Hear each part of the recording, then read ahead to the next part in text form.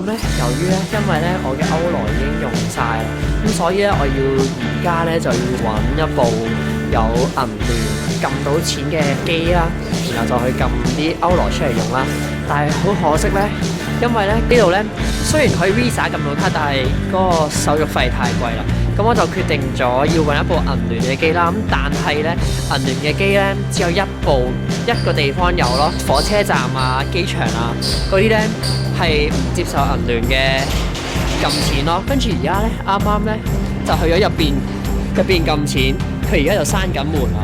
好幸運地咧，我可以做到呢度今日最後尾一個喺度撳錢嘅人啦。如果唔係咧，就要聽日先至撳到錢噶啦。同埋咧，佢呢度咧所有嘅街咧、商鋪咧都已經閂齊晒咁滯啦。咁而家我身處呢個地點咧，就係喺 SAS Museum 附近同埋火車站啦。後邊前面呢度就係火車站啦。然後行過嚟呢度先至有接受到銀聯嘅撳錢咯。咁火車站行過嚟大約就5分鐘左右，超級近嘅其實。咁我哋今晚呢就會出發去紅燈區嗰度睇下係點樣啦。咁啊，而家時間呢就嚟到夜晚嘅11點鐘，就行到嚟紅燈區嘅一啲餐廳啦，賣一啲熱狗啊、炸雞嘅鋪頭呢，就醫一醫肚先。咁佢呢度呢就串住咗一啲羊肉喺度烤緊啦。咁呢個老闆呢，唔係老闆，應該係呢度嘅伯伯呢，就超級 nice。佢知道我哋係香港人之後呢，就即刻用一個十分之港式嘅粗口呢，同我哋 say 咗個 hi 先咯，超搞笑。咁呢，我就嗌咗個5蚊歐羅嘅熱狗，勁 nice 啊呢個。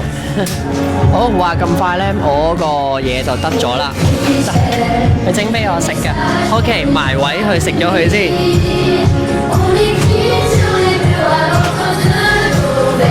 我哋成台嗌嗰啲窩夫啦，我就有個熱狗啦，朱古力窩夫同埋炸雞翼。咁啊，醫完肚啦，就出發去紅燈區嘅途中呢，就發現有好多餐廳呢，收工嘅時候呢，其實呢係將啲薯條呢就咁劈喺度嘅啫。咁所以呢，就吸引到好多鏡頭前面嘅主角啦，即係一陣會出現嘅啦。有好多老鼠呢，會喺呢啲鋪頭嘅地下呢，周圍喺度穿梭啊！